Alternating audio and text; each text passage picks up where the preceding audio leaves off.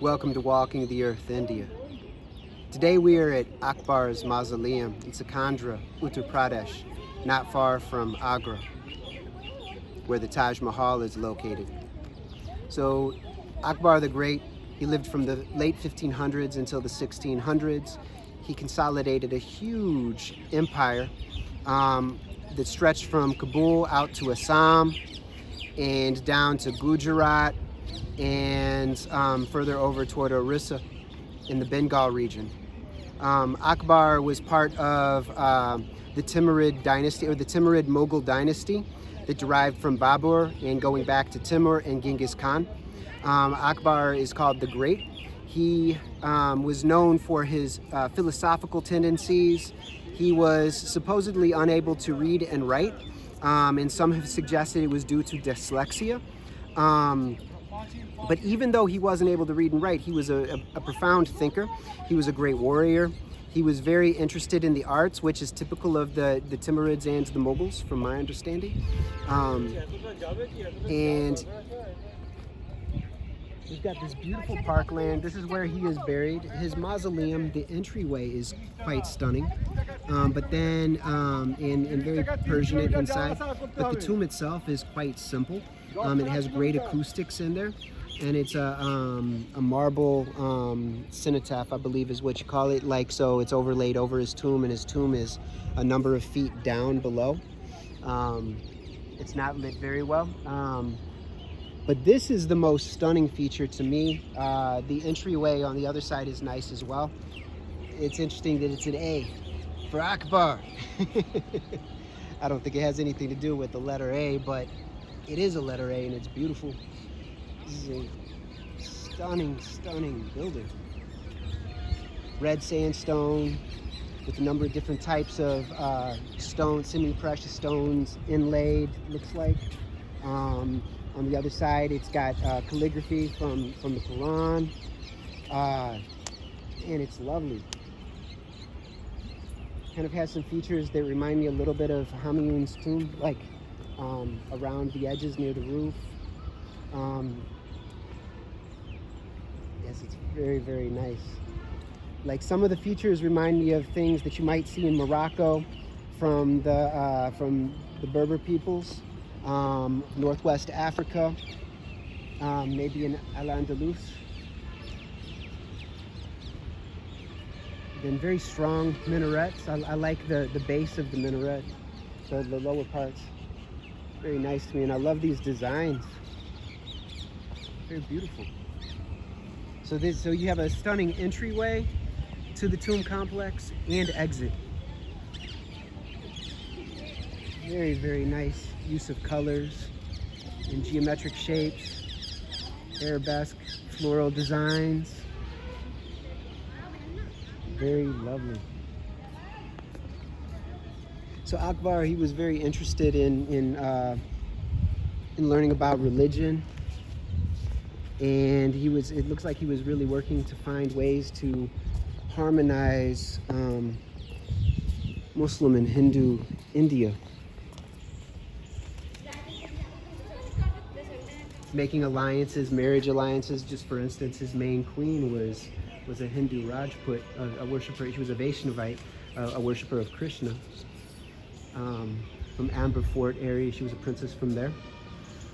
And so it was a way to make peace with the Rajputs and build alliances. He was a very savvy man, very wise. I was a little disturbed to find out about his, he had an execution elephant. It was received as a dowry gift, and so he would execute people by having the elephant step on their head, which is crazy. And apparently Akbar personally trains the elephant. So I'm assuming it was more of an Asian elephant, a bull. I haven't looked into it. If you know, put it in the comments, please. This is the interior of the entry gate. And I don't know if in the past it was painted and had any additional plastering, and it's just kind of decayed over time. It's a very lovely building, lovely complex. I've mixed emotions and thoughts regarding these kind of mausoleums, these kind of tomb complexes. It seems extravagant and excessive. I'm a simple man to a great extent. I appreciate artistry, and this did preserve the craftsmanship of South Asia from that era, and that to me is a positive thing. However, just the taxation that would be required to do this, and that would also encourage warring and expansion. It's different from defensive purposes, and so if people have additional expenditures, then they're going to be looking for reasonings to war and plunder and pillage and grow empire, and therefore to grow the imperial coffers, the treasury house. And so many injustices can take place, and to me that's a very poor excuse to have a nice place to bury somebody. This complex was built by his son Jahangir, or I think he started it at the end of Akbar's life, but it was completed by Jahangir, Prince Salim, and who was the father of Shah Jahan, who built the Taj Mahal.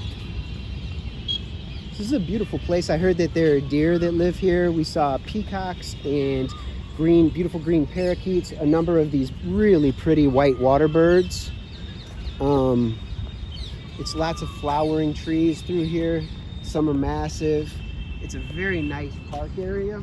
But I don't know if historically, if the average person was allowed to visit this location and spend time, or if this was purely for the royal families. I'm not sure how it was utilized apart from being a tomb.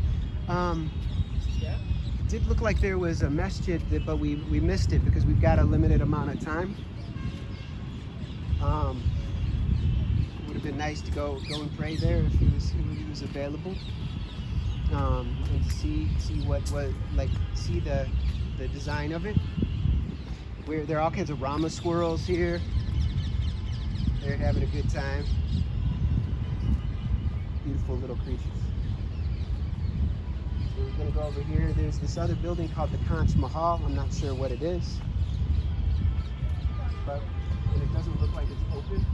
So maybe we'll take a quick look and see. I don't know anything about it.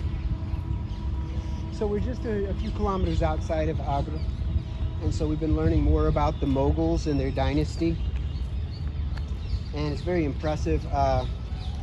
And it's also disturbing, to learn some of the things, some of the dark sides of the family history and their dynamics, which have kind of resonances with the Ottomans and a variety of royal dynasties across the world.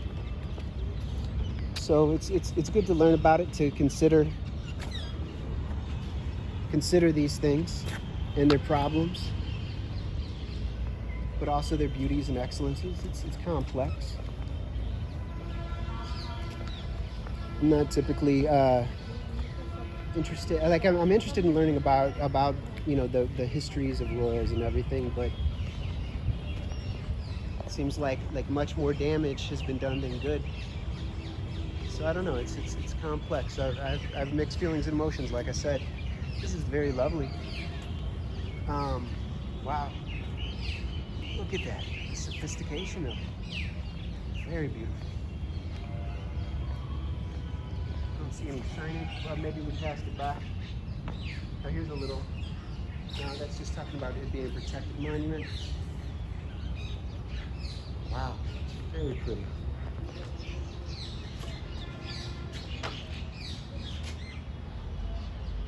It's also kind of interesting seeing these kind of monuments, these buildings that are often made in sandstone and a variety of stones like marble and whatnot, that have lasted very long time, since the 1600s, as we're exploring. And then you look around at the housing and the buildings that are being made in our era, and they're not going to last. Very few are going to last. They have to, you have constant updates and upgrades. So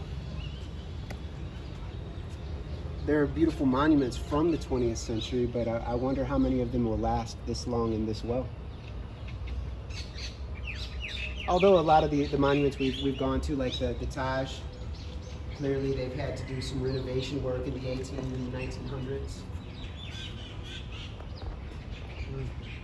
Just the creativity and the artistic and artisanal mastery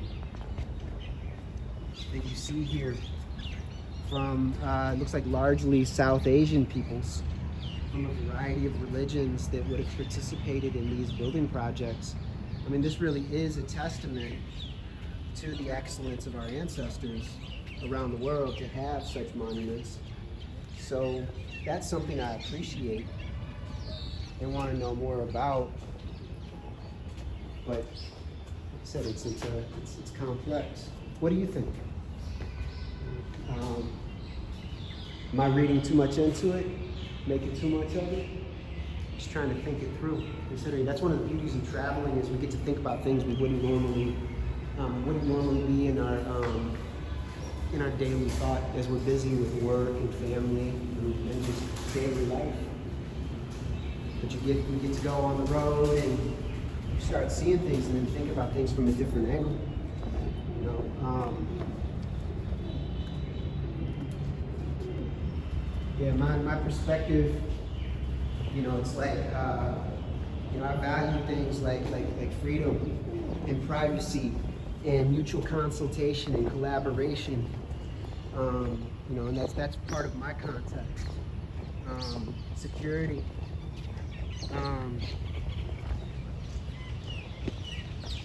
Reason, intuition, connection to others, connections to the lands, continuity with the ancestors, honoring the best of what they've done, seeking to further grow and cultivate that, and then where the ancestors had engaged in negativity and harm to themselves and others, to break those cycles and choose the better. And this is the perspective that I take. So these kind of places give me the opportunity to consider that in a personal way, on an individual level, and to see the connections to greater collectives. And also, what do we want to prevent in the future? Like, you know, there are those who would like to see us move into a neo-feudal situation where they're the lords of the universe, where they're little gods. And so we need to think through how we need to think about the past in order to better think about the current present time, to assess the dangers and the benefits of situations in a critical manner, warm-hearted and non-attached, what I would call warmly non-attached. So let's just take a final look here. So this is the entryway to Akbar's mausoleum. That's a stunning entryway. Now, what I can imagine is utilizing these kind of monuments. I have no problem with them being built if it is the people's decision and they're utilizing their resources in a collaborative manner and building something that has form and function that is of benefit to the people. And so that's what I'm saying is that apart from having preserved artistry and mathematical and scientific excellence within within this context, and also to see what types of materials were available and being used and how, plus having the garden space. Like now we think about it like, oh, this is available to everybody. You can pay, you can get in, and it's a park, and you can go picnic and relax with your family and enjoy and appreciate, and that's beautiful. But did it serve a purpose for the greater public in earlier times? What was the real benefit for people other than a show of power and a show of ego and narcissism, perhaps? So I don't know. Like I said, I have mixed emotions about it. I take the good and leave the bad, and I have great respect for the best of what Akbar and his dynasty did, and I would like to know more about the benefits of what they brought to India and to South Asia, and maybe we can learn from the harms they brought and find a way to break old cycles and lead to a better future for all of us. So anyway, till next time, be loved and appreciated. Be happy.